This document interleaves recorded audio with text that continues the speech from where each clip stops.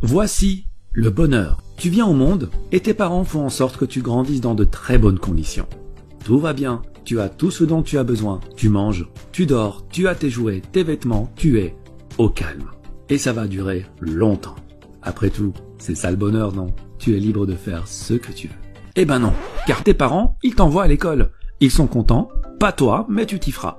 Tu te lèves donc chaque jour à 6h30 pour arriver à l'heure. Tu suis les cours pendant 7 heures, on te donne des devoirs, tu étudies pour passer les examens. Et chaque semaine, tu reçois une récompense pour tes efforts, le week-end. Ce processus se répète tous les jours, toutes les semaines, tous les mois pendant 20 ans, en estimant que tu ne redoubles pas et que tu finisses à l'université. Après tout ce temps, tu as ton diplôme. Tu deviens la fierté de tes parents, de tes professeurs, de tes amis, car on t'a toujours dit qu'avoir un diplôme était synonyme de réussite. Ça y est, tu as enfin réussi. Tu peux désormais te reposer et faire tout ce dont tu as envie durant le reste de tes jours. Après tout, c'est ça le bonheur, non? Tu es libre de faire ce que tu veux. Eh ben non, pas vraiment. Maintenant, il faut trouver un travail. Ah bon, pourquoi? Ben pour gagner de l'argent. Pourquoi? Ben pour payer la maison que tu n'as pas encore, payer les factures que cette maison va te coûter et acheter la voiture de tes rêves, car après tout, c'est ce que fait une personne qui a réussi. Alors, attention, pas n'importe quel travail, hein. Ben non, t'imagines bien que t'as pas fait toutes ces années d'études pour rien. Il te faut un métier dont le prestige est à la hauteur de ton diplôme. Donc tu vas être ingénieur, avocat, médecin ou architecte, tu vas limite travailler à la fonction publique, mais alors en tant que commissaire. Bon, très bien. Tu trouves un job, tu te mets dans un bureau, on te donne ton horaire, les règles à respecter, on t'annonce ton salaire et tes avantages, on te remercie, te serre la main et c'est parti. Tu te lèves tous les jours à 6h30, tu bosses pendant 8 à 9 heures par jour, on te donne des responsabilités et tu y vas à fond car tu veux une augmentation. C'est facile, on t'a rodé à ça pendant 20 ans. Tu t'y habitues et à la fin de chaque mois, tu reçois une récompense pour tes efforts, un salaire. Salaire que tu utilises pour payer tes charges obligatoires, ta nourriture, ta voiture, les sorties qui t'aident à casser la routine que tu t'es créée et des vacances une fois par an. Et tu parviens même à mettre de côté, juste au cas où. Ah, après tout, c'est ça le bonheur, non? Tu es libre de faire ce que tu veux, une fois par an. Ah non, faut que tu te maries maintenant. Ben, pourquoi? Ben pour ne pas rester seul, enfin. Et puis t'as de l'argent de côté, maintenant tu peux fonder une famille. Il faut bien que tu aies des enfants. Des enfants. Pourquoi? Car c'est un bonheur d'avoir des enfants pour être fier d'eux. Regarde ce qu'est devenu l'enfant que tu étais et on est fier de toi. Et c'est ça le cycle de la vie. Bon, très bien. Tu trouves un ou une partenaire, tu te maries, tu fais des enfants. Mais attention, t'es pas en pause carrière. T'avais déjà 8 heures de ton temps quotidien passé au travail. Rajoute 3 à 4 heures par jour pour t'occuper des enfants et trouver des activités. Mais comme après une longue journée de travail, t'as qu'une envie, c'est de te reposer, tu compteras sur le week-end, qui à la base était une récompense, mais qui va devenir la condensation de tout le temps que tu n'as pas pu passer en famille. Ce processus se répète tous les jours, toutes les semaines, tous les mois, pendant 40 ans. Tu as 65 ans, tu es pensionné, tu t'es enfin débarrassé de ton travail. Tes enfants ont grandi, ont fait leur vie. Ta femme est toujours à tes côtés, et vous vivez l'un près de l'autre en profitant du temps qui, contrairement à vous, est éternel. Mais le stress de toute une vie t'a consumé de l'intérieur. Trop d'acharnement, trop d'inquiétude, trop d'anxiété, trop de j'ai pas le temps, trop de j'ai pas le choix. Trop tard. Trop tard. Après tout, c'est ça le bonheur, non? Tu es libre de faire ce que tu veux maintenant. Oui. Maintenant, oui. Tu vois, cette vie-là, c'est un peu comme l'âne et la carotte. L'âne avance pour manger la carotte. Mais lorsqu'il avance, la carotte avance aussi, ce qui le fait avancer davantage, repoussant toujours plus loin l'objectif de son bonheur.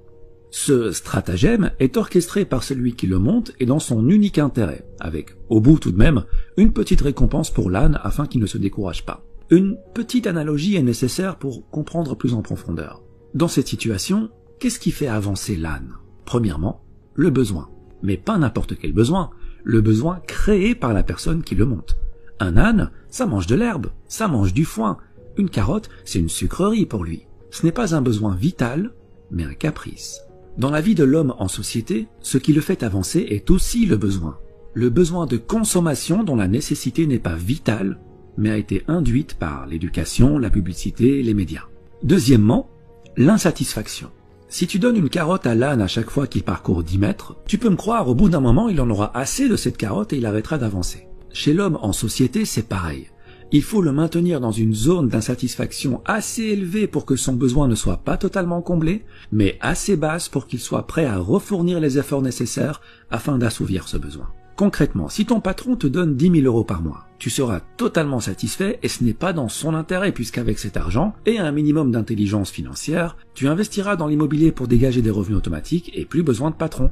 Il est perdant, tu es gagnant, ce n'est pas dans son intérêt donc il doit te payer beaucoup moins. Et s'il te donne que 800 € par mois, il se doutera bien que tu iras chez la concurrence, ce qui n'est pas dans son intérêt non plus. Donc il va s'aligner pour te donner juste de quoi subvenir à tes besoins. Et voilà, la roue tourne. On t'a promis un avenir brillant et tu te retrouves à hypothéquer ton réel bonheur pour consommer davantage. C'est comme si on t'avait volé ta vie avant même qu'elle ne commence. 80% des gens sont coincés dans ce cercle.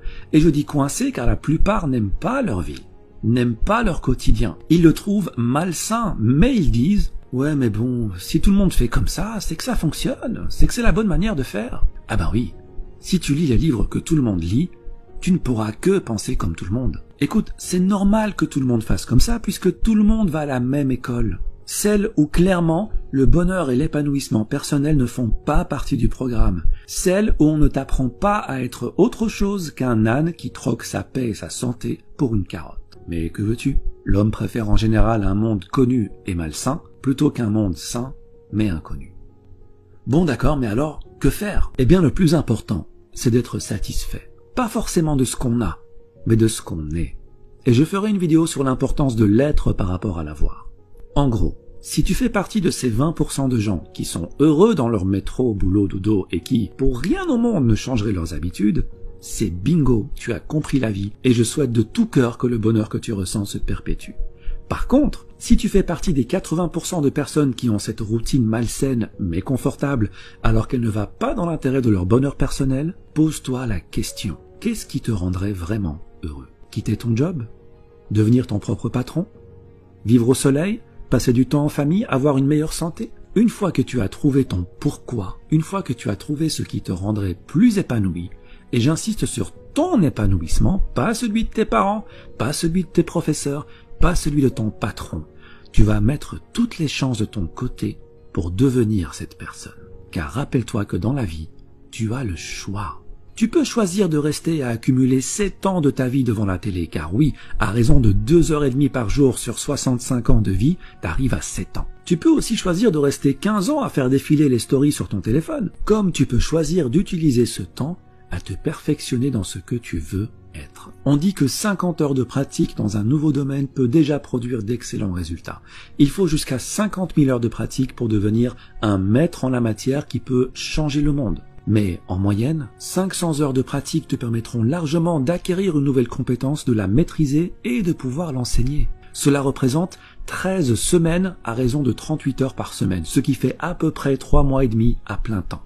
Si en 3 mois et demi, tu peux acquérir une nouvelle compétence et la maîtriser, combien pourrais-tu en acquérir sur 40 ans de carrière? Et des compétences, des opportunités, des champs de carottes, t'en as à la pelle. Donc voilà ce que tu vas faire. Tu vas arrêter la procrastination, car le temps passe vite et un jour arrivera où il n'y aura plus de lendemain. Tu vas sortir des rangs et marcher sur le chemin le moins fréquenté. Ton chemin, pas celui des autres. Celui qui te rend libre, celui que tu as choisi pour toi. Tu seras seul, c'est normal. Tu perdras le soutien de certains, c'est normal. Mais tu seras enfin ce que tu as toujours voulu être. Tu suivras enfin cette petite voix à l'intérieur de toi qui t'a toujours appelé en vain et que tu as enfin décidé d'écouter. Et c'est ça le bonheur. Être notre véritable nous, tout simplement. Il y a un temps de vie qui t'est donné dès la naissance. La question n'est pas combien de temps. Ça, personne ne le sait. La question est comment tu utilises ce temps. C'est ça qui va déterminer ton bonheur. Repère ce que tu veux devenir, crois en ce que tu veux devenir et agis pour le devenir. Il ne faut pas oublier que bien que le temps soit immortel, toi, tu ne l'es pas. Alors utilise-le sagement et marche sur le chemin qui te convient le mieux. Merci et à bientôt.